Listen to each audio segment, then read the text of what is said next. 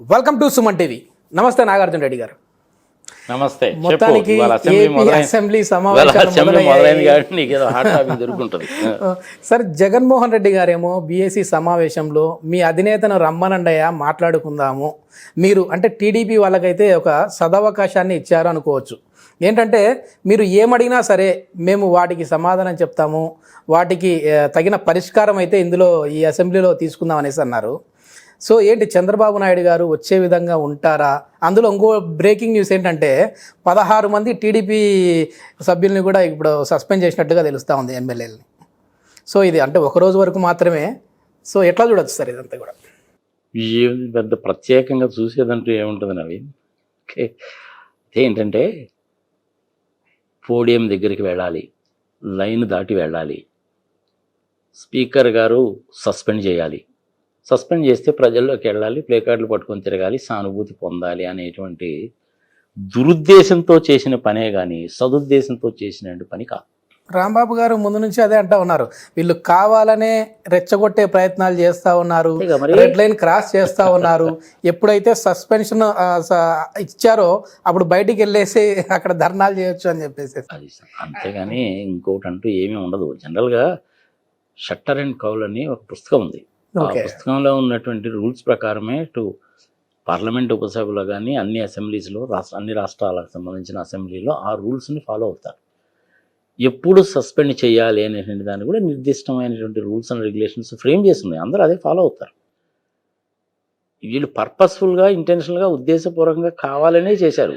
దీంతో ఏమైందంటే ఒక పక్క పాదయాత్ర మొదలైంది, ఇక్కడేమో అసెంబ్లీస్ మొదలయ్యాయి, అక్కడ పాదయాత్ర మొదలు పెట్టడం అనేటువంటిది కూడాను ఈ అసెంబ్లీ డేట్స్ డిసైడ్ అయిన తర్వాతే. దీనికి ముందు ఏం జరుగుతుందంటే నవీన్, పార్లమెంటరీ అడ్వైజరీ కమిటీ అని ఉంటుంది, బిజినెస్ అడ్వైజరీ కమిటీ అని. అన్ని పార్టీలకు సంబంధించిన వాడు రిప్రజెంటేటివ్స్ వచ్చి అక్కడ కూర్చొని స్పీకర్ గారి సమక్షంలో ఏ విషయాల గురించి చర్చించాలి, క్వశ్చన్ అవర్ ఏంటి, ఎవరెవరు ఏమేమి క్వశ్చన్స్ ఉన్నాయి, దానికి సప్లిమెంటరీ క్వశ్చన్స్ కూడా ఏముంటాయి, డాక్యుమెంట్స్ ఏం పట్టుకురావాలి, కన్సర్న్ సెక్రటరీస్ని దగ్గర ఇన్ఫర్మేషన్ ఏం తీసుకోవాలి, ఇవన్నీ కూడా ముందు డిస్కస్ చేస్తారు. డిస్కస్ చేసి దాన్ని బట్టి 5 రోజుల 10 రోజుల 15 రోజుల డిసైడ్ చేస్తారు. భారత రాజ్యాంగం ప్రకారం ఏంటంటే నువ్వు ఎప్పుడు పెట్టినా సరే సంవత్సరం మొత్తం మీద 90 రోజులకు తగ్గకుండా అసెంబ్లీ కానీ పార్లమెంట్ కానీ జరపాలి. దాన్ని 3 భాగాల కింద డివైడ్ చేసుకున్నారు. వర్షాకాల సమావేశాలు, శీతాకాల సమావేశాలు, ఎండాకాలం సమావేశాలు. జనరల్గా ఎండాకాలం సమావేశాలు అనేటువంటిది ఈ ఫిబ్రవరిలో మొదలవుతాయి. అది యాక్చువల్గా శీతాకాలం సమావేశాల్లోకి వస్తాయా ఎండాకాలం సమావేశాల్లోకి వస్తాయి అంటే అటు సగం ఇటు సగం వస్తుంది.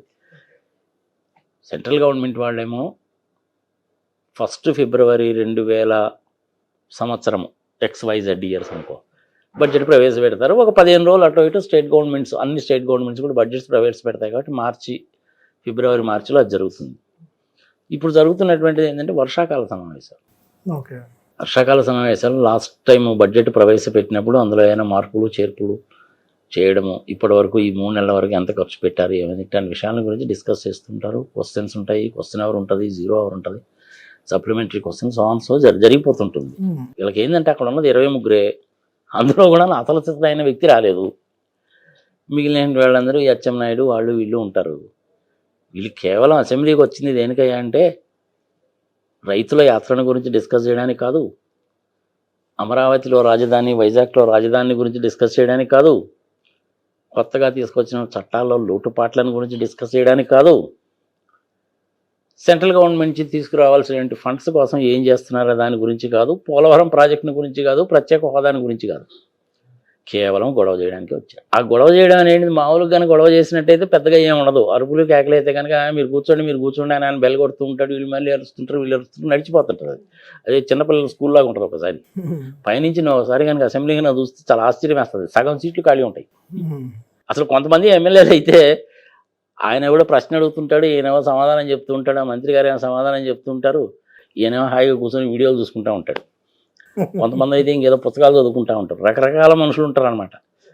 ఏదన్నా ఒక బిల్లు ప్రవేశపెడుతున్నారు, దాని మీద ఓటింగ్ జరుగుతుంది అన్నప్పుడు మటుకు maximum number of people attend అవుతారు, ఎందుకంటే విప్పు జారీ చేస్తారు, అందుకని వస్తారు. ఈ రూల్స్ అన్నీ కూడా షట్టర్ అండ్ కౌంట్లో పొందుపరచబడ్డాయి, దాని ప్రకారం పోతూ ఉంటారు. ఈసారి అసెంబ్లీ సమావేశాలు ఏంటంటే పర్పస్ఫుల్గా ఇంటెన్షనల్గా ఉద్దేశపూర్వకంగా కావాలని గొడవ చేసి బయటికి వెళ్ళిన తర్వాత ప్రజలు సానుభూతి పొందడం కోసం చేసిన పని. ఈ మొత్తం 5 రోజులుగా ఈ సమావేశాలు పెట్టింది, మహా అయితే ఇంకో రోజు ఎక్స్టెండ్ చేస్తారు. ఓకే, ఇప్పుడు అసలు చంద్రబాబు నాయుడు గారు మీరు అసలు అసెంబ్లీ పెట్టి చూడండి అన్న టీడీపీ వాళ్ళు అంటే మెయిన్ అధినేతనే రాలేదు, దీన్ని ఎట్లా చూడొచ్చు అంటే ప్రజల సమస్యలపై పోరాడాలి, ఈ 3 రాజధానుల గురించి అడగాలి అనేది ఇంకా అచ్చెన్నాయుడు గారికి బాధ్యత అప్పచెప్పినట్ట. ఎంతైనా అధినేత వస్తే బాగుంటుంది కదా, జగన్మోహన్ రెడ్డి గారు కూడా పిలిచారు పైగా. ఆయనకి ఇలాంటి వాతావరణం వస్తుంది, నా సమక్షంలో ఉండి మరి నేను చేస్తే బాగుండదని చెప్పి రాలేదు ఆయన. ఓకే, అక్కడ అడగడానికి ఏమీ లేదు. ఇప్పుడు 3 రాజధానుల మీద డిస్కస్ కనుక చేయాలంటే ఒక విషయం కాదు, కొన్ని వందల విషయాలు వస్తాయి. దాన్ని ఎట్లా అవాయిడ్ చేయాలంటే రాకపోతే ఎవరు అడగరుగా, మిగిలిన వాళ్ళందరూ చోటా మోటా నాయకులే కదా. అదే ఇప్పుడు టీడీపీ వారి వాదన కూడా ఏంటంటే గతంలో మీరు కూడా బైకాట్ చేసేసి వెళ్ళిపోయారు కదా, సో జగన్మోహన్ రెడ్డి గారితో పాటు ఆయన సభ్యులు కూడా వెళ్ళిపోయారు, ఇక్కడ కనీసము ఉన్నవారన్నా ఉన్నారు, ఎమ్మెల్యేలన్నా ఉన్నారు ఆయన లేకపోయినా. దిక్కుమాలిన ఆర్గ్యుమెంట్ ఇది. జగన్మోహన్ రెడ్డి గారు 67 మంది సభ్యుల్ని ఉండి కూడాను అసెంబ్లీనే ఎందుకు బాయ్కాట్ చేశాడంటే దానికి ప్రధానమైన కారణం ఏంటి, అప్పుడు కోడెల శివప్రసాద్ గారును మన ఫైనాన్స్ మినిస్టర్గా ఉన్నాడు కదా ఒక ఆయన పేరు ఏంది మర్చిపోయాను, యనమల రామకృష్ణుడు, వాళ్ళిద్దరు కలిసి కొడవలకు చేసింది దిక్కుమాలి పని. 15 రోజులు నోటీస్ ఇవ్వకుండా అవిశ్వాస తీర్మానం పెట్టకూడదు, భారత రాజ్యాంగ ఉల్లంఘనది. యనమల రామకృష్ణుడు ఎమ్మెల్సీ, ఆయన ఎమ్మెల్యే హౌస్లో అవిశ్వాస తీర్మానం పెట్టాడు, అదొక పెద్ద తప్పు. అందుకని చెప్పి నువ్వు వద్దు, నీ అసెంబ్లీ వద్దు, పోయా బాబు అని చెప్పి ఆయన ప్రజల్లోకి పోయాడు. దానికి దీనికి సంబంధం లేదు. వీళ్ళు లోపలికి వచ్చిన వాళ్ళు ప్రశ్నలు అడగాలి, ప్రశ్నలకు సమాధానం చెప్పించుకోవాలి, అదేదైనా చేయాలి. కానీ పర్పస్ఫుల్గా ఇంటెన్షన్ కావాలని గొడవ చేయడానికి అసెంబ్లీకి వస్తే ఎట్లా? ఎంత ఖర్చు అవుతుంది అనుకున్నావు నీకు? ఒక రోజు అసెంబ్లీ కనుక ఖర్చు పెట్టాలి అంటే నిమిషాల్లో లెక్కేస్తారు తెలుసా. అసెంబ్లీ కానీ పార్లమెంట్ కానీ కనుక రన్ అయిందంటే వీళ్ళందరికీ టీఏలు డిఏలు సంగతి సమాచారం మొత్తం ఇవ్వాలి. ఇంచుమించుగా నిమిషానికి 8,000 రూపాయలు ఖర్చు, ఒక్క నిమిషానికి. గంటలకు కాదు, రోజులకు కాదు బాబు, అంత ఖర్చు అవుద్ది. మరి అదంతా ఎవరి సొమ్ము? నీ సొమ్ము, నా సొమ్మేగా. పెట్రోల్ మీద, డీజిల్ మీద, సిగరెట్ల మీద, బీరు మీద, బ్రాందీ మీద, పెట్రోల్ మీద 50 రూపాయలు 55 రూపాయలు వేసి బీరు బ్రాందీల మీద 80 రూపాయలు 100 రూపాయలు ట్యాక్సీలు వేసి సంపాదించిన తీసుకున్న డబ్బులు కదా. ఈ డబ్బులు సద్వినియోగం చేయాలి, కానీ ఈ విధంగా దుర్వినియోగం చేస్తారా? వేస్ట్ కదా. ప్రజలు తెలుసుకోవాలి ఈ సంగతి. ఎమ్మెల్యేస్ని మీరు అసెంబ్లీలోకి పోయి అడగాల్సిన అడగకుండా, సంక్షేమం చూడకుండా, అభివృద్ధి చూడకుండా, అడగాల్సిన అడగకుండా అంతసేపు గొడవ చేసి బయటకు వచ్చారేందని చొక్కా పట్టుకుని నిలదీసి అడగాలి. ఈ 3 రాజధానులకు సంబంధించి కూడా జగన్మోహన్ రెడ్డి గారు మాట్లాడుతున్నారు. అంటే 3 ప్రాంతాల అభివృద్ధి టీడీపీకి వద్దా అని అడుగుతా ఉన్నారు. క్వైట్ లాజికలే కదా. ఇప్పుడు ఇంతకుముందు కూడా మనం వీడియోలు చేసాం, 15 లక్షల మంది, 8 లక్షల మంది, 10 లక్షల మంది చూశారు. బోర్డు మీద బొమ్మలు వేసి కూడా క్లియర్గా చెప్పాము, అమరావతి ఏమిటి, భ్రమరావతి ఏమిటి, ఏం చెప్పారు, ఏం చేశారని. అల్టిమేట్గా ఏపీ హైకోర్టు వాళ్ళు కూడా డెసిషన్ కూడా ఇచ్చారు. దాని గురించి కూడా మనం వీడియోలు చేశాం కదా. అంటే కానీ దీని మీద బిల్లు ఏం పెట్టలేదు కదా సార్. బిల్లు పెట్టకుండా ఎంతవరకు ఈ చర్చ కొనసాగించడం ఎంతవరకు? అంటే ఆ బిల్లు కొడితే మళ్ళీ హైకోర్టులో వ్యతిరేక తీర్పులు వస్తాయి. దాని మీద కూడా చేశాం కదా. ప్రతిదానికి ఏదో పబ్లిక్ ఇంట్రెస్ట్ లిటిగేషన్ కేసు వేస్తారు. అందుకనే కదా ఎవరు పడితే వాడు అడ్డుగోలుగా పబ్లిక్ ఇంట్రెస్ట్ లిటిగేషన్ కేసులు వేస్తే మేము చాలా సీరియస్గా తీసుకుంటాము, జైలు శిక్ష వేస్తాము, పెనాల్టీస్ వేస్తాము, మొన్ననే హైకోర్టు చెప్పారు. సో 3 రాజధానులు అనేటువంటిది ఏదో మాట వరుసకే, కానీ నిజంగా చెప్పాలంటే 3 రాజధానులు కాదు. అది మొదటి నుంచి కూడా నేను ఆర్గ్యుమెంట్ చేసిన జయప్రకాష్ నారాయణ గారు కానీ ఇంకొకరు కానీ ఎవరు చెప్పినా అదే చెప్తారు. అది పరిపాలన వికేంద్రీకరణ, అభివృద్ధి సంక్షేమ వికేంద్రీకరణ అన్నీ ఒక దగ్గర ఉండకూడదు, అంతే కదా. అది ప్రధానమైన ఉద్దేశం. ఆ వికేంద్రీకరణ అనేటువంటిది ఏ విధంగా చేయాలి అనేసి అంటే 3 ప్రాంతాల కింద దాన్ని డివైడ్ చేసి చేయాలి. లీగల్ సెటప్ కానివ్వండి, అడ్మినిస్ట్రేటివ్ కానీ 3 ప్రాంతాల కింద సెటప్ చేసి చేయాలి అనేది ఉద్దేశం. దాన్ని వీళ్ళు అనవసరంగా వక్ర భాషను చెప్తారనమాట. వీళ్ళు తెలివి తక్కువ వాళ్ళు చేసేటువంటి పనులు.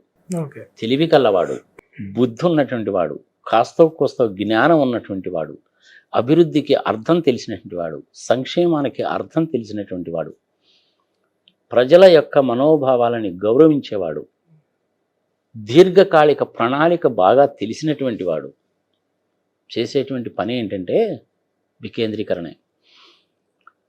అలాంటి ఏవీ లేనటువంటి బుర్ర తక్కువ వాళ్ళు, 3rd క్లాస్ ఫెలోసు, బుద్ధి జ్ఞానం లేని వాళ్ళు అంతా తీసుకొచ్చి ఒక దగ్గరే పెట్టాలంట.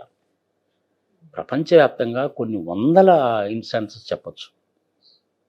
మన పక్కనే ఉన్నటువంటి తమిళనాడుని తీసుకో, మహారాష్ట్రని తీసుకో, గుజరాత్ని తీసుకో, ఎలా ఉందో చూడు.